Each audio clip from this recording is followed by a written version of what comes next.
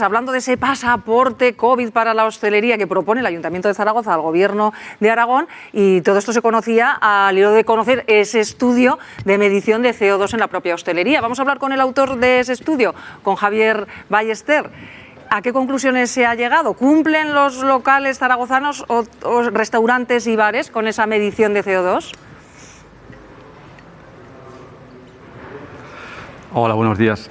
Bueno, no era el objetivo tampoco ver si cumplían, sino hacer un estudio sobre la calidad del aire en este tipo de establecimientos y ver cuáles serían los medios para garantizarla, es decir, qué tipo de mediciones serían necesarias en función de las condiciones de ventilación, y del aforo, qué niveles se alcanzan, etcétera. Es decir, que no se buscaba un diagnóstico de si cumplen o no cumplen, sino ver cuáles serían los medios para asegurar que pueden cumplir.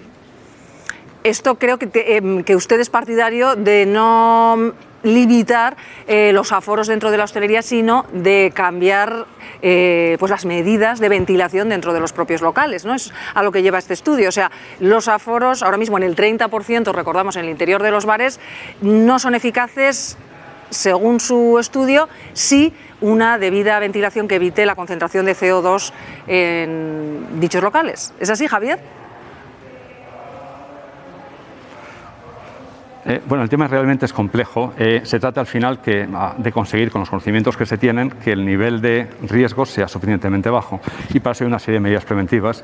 Unas son las mascarillas, ciertamente, otras son las distancias y otras la ventilación, que yo creo que ya es bien conocido y que es totalmente aceptado que es un requisito necesario. Entonces, claro, debo aclarar que nos hemos centrado en la ventilación. Mascarillas, distancias son otras cuestiones a tener en cuenta. Entonces, desde ese punto de vista, la ventilación, digamos, como medio para conseguir que el ambiente, que la calidad del aire sea suficientemente buena, es decir, que haya baja concentración de aerosoles, etcétera, ¿no? Entonces, desde ese punto de vista, más que el aforo, lo importante es precisamente el parámetro importante, a valga la redundancia, que es la calidad del aire. Entonces, lo que se propone es trabajar con calidad del aire directamente y ya en función del aforo, de la capacidad de ventilación, del tamaño del local. Bueno, pues las condiciones pueden ser unas u otras y hay locales en los que el 30% puede ser excesivamente generoso porque la ventilación es deficiente y en otros la ventilación es suficientemente buena para admitir mayor aforo desde el punto de vista, insisto, de la ventilación, de la calidad del aire. Y para conseguir esa mejora en la calidad del aire, ¿sería suficiente con filtros EPA? ¿Habría que mantener cierta ventilación? ¿Cuáles serían las pautas a partir de ahora de cara a la hostelería?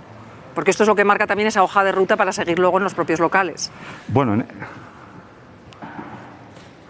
correcto. En este sentido hay distintas tecnologías, distintos métodos que se pueden aplicar para mejorar la calidad del aire.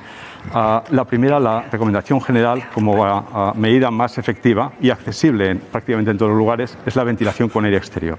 Y es en lo que nos hemos centrado, es decir, renovar, sustituir el aire interior que está contaminado por la respiración de las personas, donde podría haber algo contagiado, con aire exterior que no tiene ese problema. Después existen otro tipo de tecnologías complementarias, como son los filtros EPA o algunas otras tecnologías que podrían apoyar, pero aquí nos hemos centrado únicamente en esa medida, digamos, generalmente aceptada y accesible casi siempre, que es la ventilación con aire exterior.